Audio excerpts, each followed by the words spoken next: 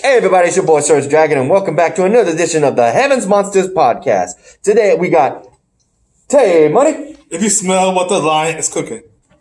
And on video chat, we have In the Dark, Chris Petrie. We got Mike Henry. If you're ready for another episode of the Heavens Monsters Podcast, give me a hell yeah. Hell yeah. If you're ready for another episode of the Heavens Monsters Podcast, give me a hell yeah. And last but not... Oh, there you go. And last but not least, one guy who definitely want to be a part of this podcast because it was on his birthday. We are doing AEW on June 17th. And our boy, Xavier Hill. Once again, MVP is in the ring, so that can only mean one thing. Big things popping, little things stopping. Sit back, relax, and enjoy the view, because the Heavens Monsters Podcast is for people better than you. Yeah, that's a long time coming, bro. Long time coming. Yes. So let's go ahead and kick it off with the start of the show. Let's see here. Up here we got Dynamite. Oh, we got way over here. AEW, we got defenses, the Hangman Page. Yep, title match right off the bat. Yep, title match. I didn't watch it live. I DVR'd it because I knew I was going to go out for my birthday with my sister. Yeah, you know I didn't see it until I got home. It would be Kenny Omega and Hangman Page defending their titles. Well, not them.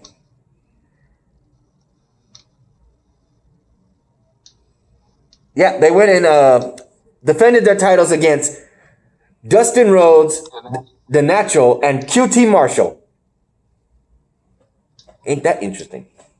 I gave up on Kenny Omega. Not me. He's still good. He just doesn't get enough airtime. He's not, he's not the top guy right now. Yeah, considering what's been going on. Mm-hmm. Yep. Because you got the top guys are Dustin Rhodes, Cody Rhodes, and Matt Hardy and Chris Jericho. You got to remember, he's also in the tag team division right now. But I'm talking about like former world. Former world champion. Yeah. In Japan? Yeah. And he's a world champion in Mexico, AAA title belt. Well, I don't know if he still has it. In which case, this match was a hard match between these two. Even having the so-called girlfriend of Allie showing up to cheer him on, and even Brandy is like, "What are you doing out here?" And she's clapping, and she's like, "You know what? Clap, clap, clap." QT Marshall. But QT gets what do you call it? Knee trigger to the back of the head, along with a buckshot clothesline or lariat from Hangman Page combination, and it gets QT Marshall down for the 3 count. Successfully defending their titles once again is one member of the Elite, Kenny Omega, and one who doesn't want to be associated with the Elite, Hangman Page. What are your thoughts, T-Money? I like Allie because she kind of, honestly, I do. I said this before when she was in Impact. Allie kind of reminded me of Stacey Keebler a little bit. Your thoughts, Xavier? Yeah, that was nice to see Allie during that match, but I'm glad Kenny Omega and Hangman Page got the job done. That was a good start for this AEW edition on my B-Day. You, Chris? I'm happy with Kenny Omega and Hangman Page retaining their tag team championships, but it's bad for QT Marshall and the Natural Dusty Rhodes. I bet the Natural is disappointed or his partner. Yeah, you're a fan of Goldust, huh? Yeah, he was funny. Big fan. He was funny. I keep watching his old school moment. Mm-hmm. And you, Mikey? I'm glad that Kenny Omega and his team got the job done. Anything else to comment? Okay. Zip. Well, one thing I want to point out is when I saw last week, I want to mention this again to a boy, Xavier. Do you remember who Ali was dating and had a marriage thing going on in Impact Wrestling? Braxton Sutter. If I'm Yeah. not mistaken. Guess what? He's in AEW as Knife in Butcher and Blade. The Blade. Blade, sorry. Butcher and the Blade. He's the Blade! Wow. And believe it or not, those two are actually, dating or married? Married. They're married in real life. So this is a story script where Ali is dating QT while they're married. See, They're married in real life. yeah. She's a vegan and he's not. And she has a YouTube channel as well. Oh. Where she's working I out. subscribe to her too. Her real name is Laura Dennis. Yep, I know. Okay. Okay, next up.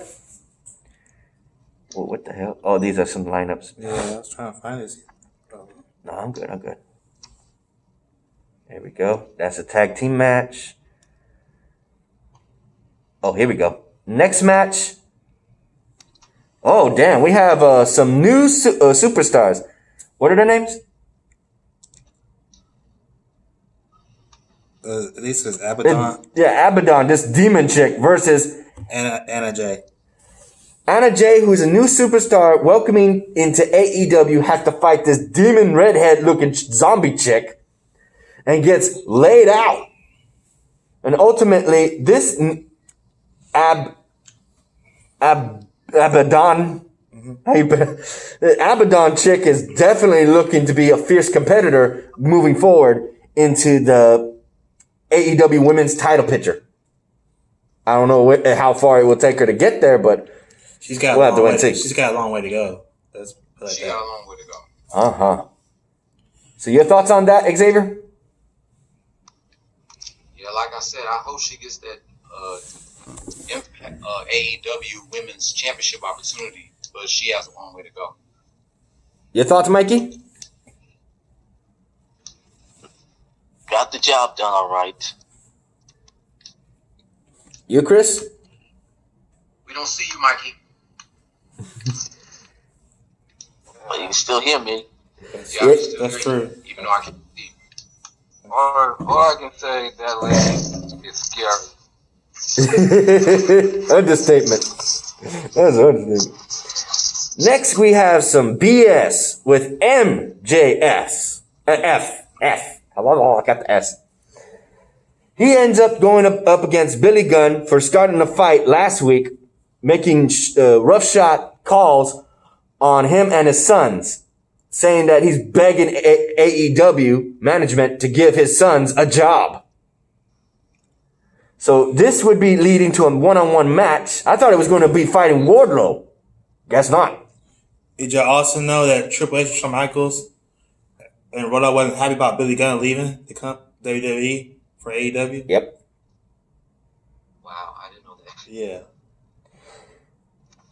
In which case, you figured that MJF would definitely cheat alongside Wardlow, and yep, they did. MJF gets the win by punching, if I'm correct, Billy Gunn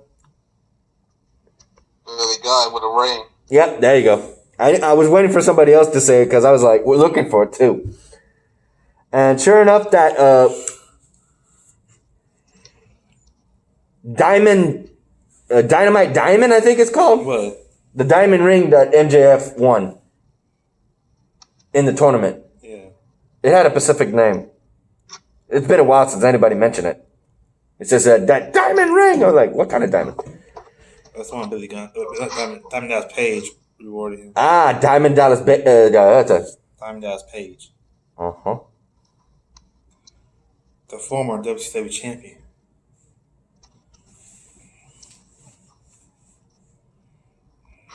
If y'all need me, I got the results right here too.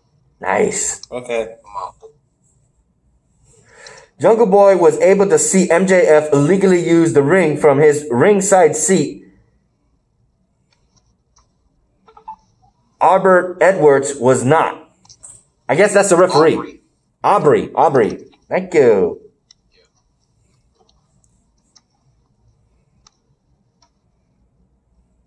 What the?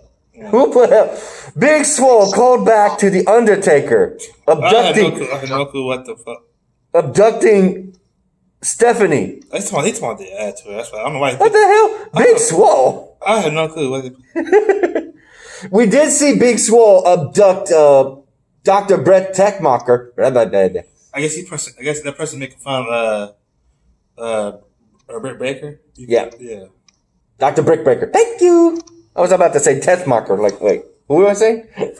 Why does that name come up? Because that person making fun of Britt Baker. Yeah, we then later see her in the trash where she belongs. Yeah. And she's going around saying, "You're fired." And yeah, she's hired. And Tony Schiavone is fired. And he's hired as a best friend. I'm like, what? This girl's all mixed up. Your thoughts on that, Xavier? My thoughts about this match was it was a tough loss for Billy Gunn because I wanted to see him win, but it is what it is. And what about what happened to the dentist, the role model? Yeah, I think she's Bailey. Between Bailey and her and EEW and WWE, they're both saying they're the role models. Both heels. Charlotte, I said that. Britt Baker was supposed to be on vacation, but she continued to show up even with an injured leg. Yep. Your thoughts, Chris? I also wanted Billy Gunn to win, but he got cheated by MJF with that ring. After that match, it was a brawl. Jungle Boy came out, Luchasaurus came out, and the rest of the AEW superstars came out to stop the fight. Yep, they did. But, Actually, you know what's funny? Yep. I noticed that Wardlow went straight for Marco Stunt, the little guy in Jurassic Express. He didn't go after Luchasaurus. You notice that? Yep. Your thoughts, Mikey? Billy Gunn got cheated. And what Dr. Brick Baker? Smelled like trash. Looks like trash. Next, we have Cody. Bro, yeah, let me do it. Go ahead. I got the results right here. Next match was Ricky Starks versus Cody Rhodes for the TNT Championship. Watching the first half of this segment makes me more certain than ever that Cody will be a heel by the end of the month. The fact that wrestlers from outside AEW like Ricky Starks can answer Cody's challenge makes it seem like much more of an open challenge.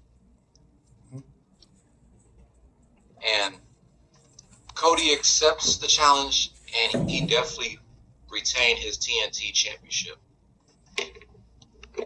It was cool to see that he actually issued a challenge outside of AEW. So that means, does this guy have an AEW contract now or no? Does he?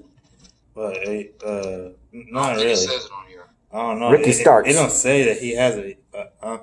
I'm sure he did. Got it before he had wrestle Cody Rhodes. Your thoughts on that, Xavier?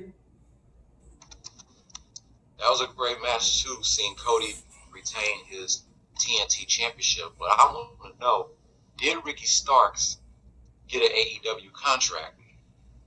Yeah, and he definitely took it. He nearly made Cody Rhodes tap out. You notice that? Oh, yeah. Your thoughts, Chris? Ricky Stark. Now, that's the name. Well, he was in NWA Power. Well, I see him and YouTube. But it was a great match. He almost beat Cody too. But Cody Rhodes is still the TNT champion. Your thoughts, Mikey? Cody Rhodes got the job done. Yeah, buddy. Did you also know that you know how you thought that belt was kind of like the television title, the TNT title? Well, it's not because the AEW just announced that this morning. It's not. They're trying to make it like the Intercontinental and the United States title. Yeah. You know, they originally wanted the United States title, but they told them that they can't have it. They can't have two United States champions on each both wrestling shows. So that's a New Japan Wrestling. They got Intercontinental and the United States and the UK. Well, here's the thing. That's not the big leagues, bro. The big leagues. That's a slap in the face. The big leagues always Did all the Japan's history. Because the big leagues, that's AEW is like the new WCW. WCW was the big leagues, like WWE. There's only two big leagues. WWE right now is WWE and AEW. I would disagree with that. They're going back to like it was back in the day, bro. So. Anything with television rights is big leagues, in my opinion. But that includes Impact, Ring of Honor, and New Japan Wrestling. But if you're on two big shows, that's big leagues, like USA Network and TNT. I would mention NWA, but I have not really seen anything come up on that. My boy Chris sees that. He just said it. He sees it on YouTube. I'm like, damn. But see, yeah, because like they can't. Some wrestling companies they're in, they can't get TV deals. Yeah, they get network deals. No, I don't think you can see them on. App deals. Yeah, they can't get television deals. Okay, I see.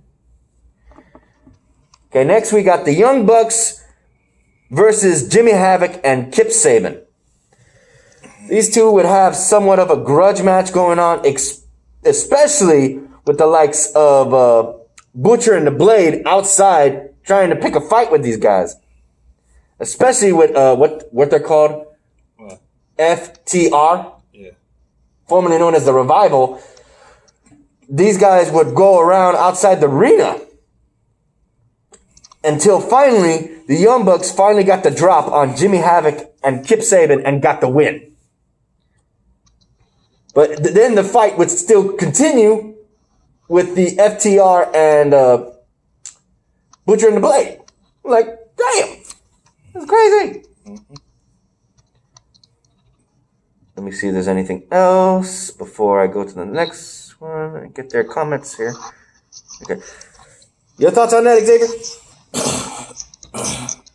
Man, that was definitely a great match between the Young Bucks and Jimmy Havoc and Kip Sabian.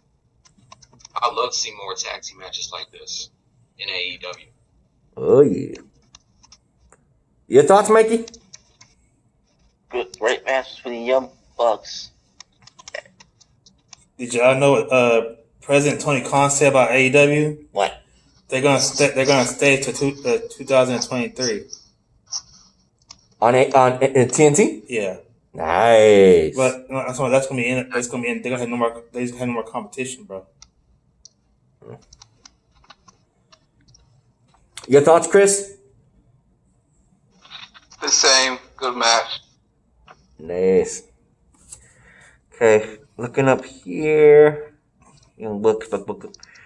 Next is Chris Jericho and Sammy Guevara. Oh, yeah. Chris Jericho and Sammy Guevara versus the Best Friends. Your face is off cam. Moment. But let me read this match. Okay. At what point will AEW just have Sammy Guevara sing a recorded version of Chris Jericho's theme that Jericho can use moving forward? Good old JR Jim Ross saying Sammy Guevara reminds him of a young Eddie Guerrero, just days after Vince McMahon reportedly said the same thing about Angel Garza. Tells me he needs to learn a new compliment for talented Latino wrestlers. And the winners of that match were Le Champion Chris Jericho and wait, it don't say who won this match. Mine does. It says Chris Jericho and Sammy Guevara. Yeah, that's what I was about to say. You got it. Love him or hate him, he's H-Town. Sammy Guevara. Yeah. Okay, next. Blip, blip, blip, blip, blip, blip, blip, blip, blip, blip. Wait, was that the end of the show?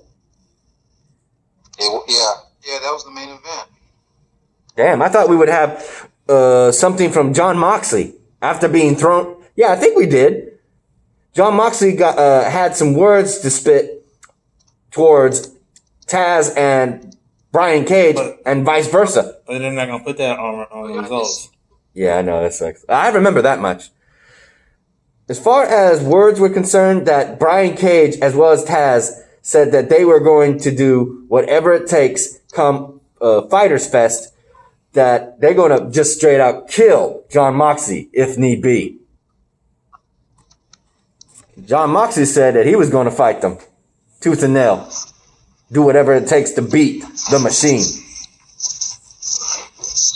Your thoughts on that, Xavier? Love him. Speaking of the love and or hate thing, love him or hate him, I always like Chris Jericho, but it's sad that the best friends lost against him and Sammy Guevara. Let's not forget he was mentioning in the interview of how he made Orange Cassidy bleed with blood oranges. Ironic, isn't it? He says. Your thoughts on that, Xavier? Bleed. What? Oh my goodness. Blood oranges. Blood oranges. Made him bleed with blood oranges.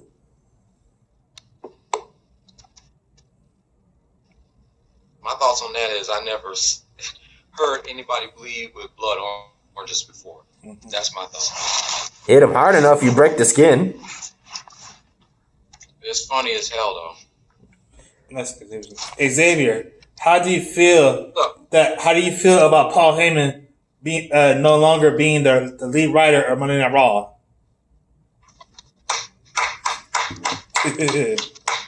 That's my thoughts. I'm just gonna give her a round of applause. Okay.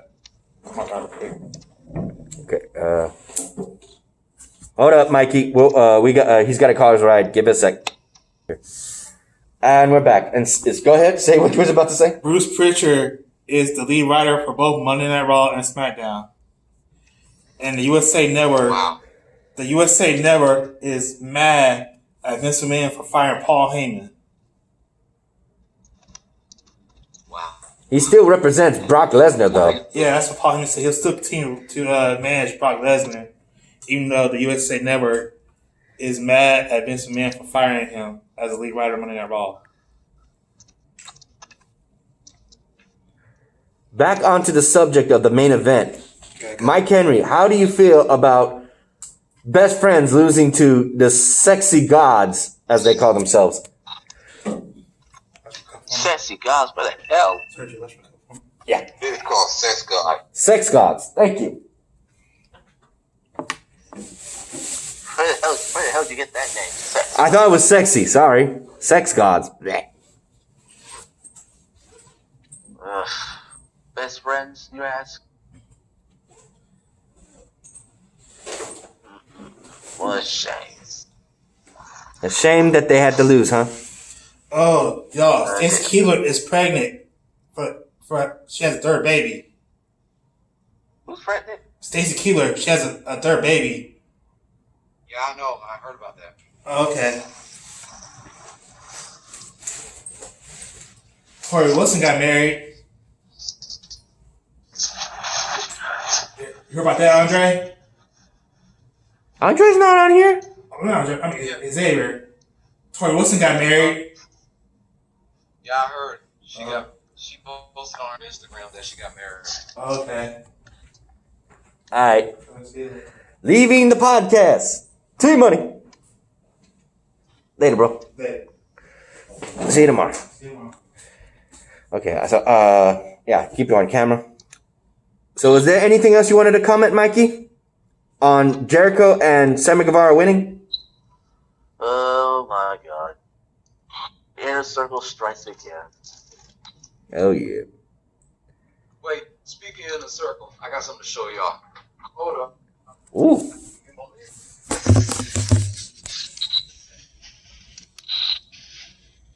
Speaking in a circle. Look at this shit right here. You got a t-shirt? He got a t-shirt! Oh my god. Why is there an eyeball? I don't need it. I don't need that anymore. Cool. You got the merchandise. I also got an AEW shirt that I wore on my birthday because this edition of AEW aired on my birthday. That's why I decided to wear it. I'll show y'all in the next podcast for AEW. Mm-hmm. With that said, Chris, what are your thoughts?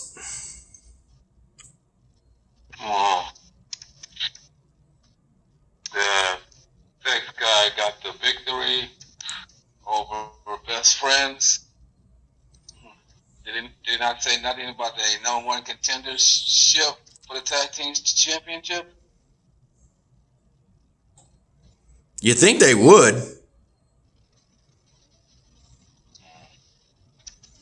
Well, they got the win, but after the match, Orange Cassidy came out. There you go.